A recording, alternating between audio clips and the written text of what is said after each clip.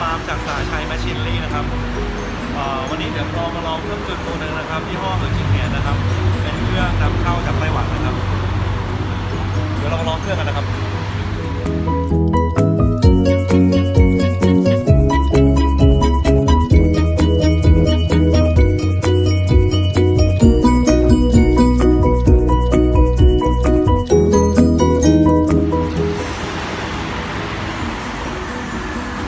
รอบ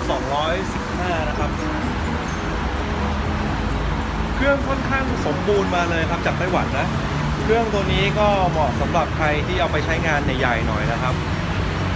ก็ตัวนี้มันสวิง760ครับถ้าหลอดคอม้ามันก็ได้ประมาณเมตรหนึ่งส่วนจานจับเนี่ย30นิ้วครับเป็น4จับนะครับ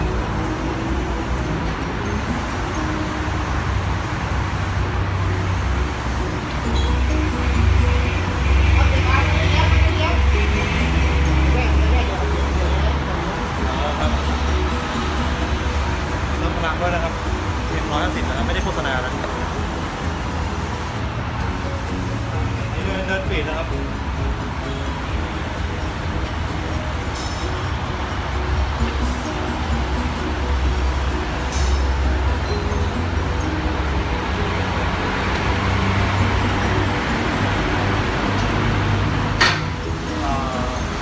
ถ้าผมใครสนใจก็เข้ามาลองเครื่องก่อนได้นะครับที่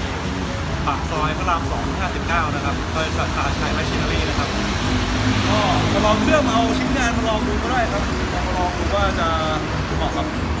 งานของลูกค้าหรือเปล่านะฮะแล้วก็กลางเดือนนี้นะครับจะมีตู้ลงเพิ่มนะครับจากไต้หวันยังไงสนใจก็โทรมาสอบถามก่อนดีกว่าเราก็คุยกันสิ้นปีเดี๋ยวผมมีราคาพิเศษให้ครับขอบคุณครับ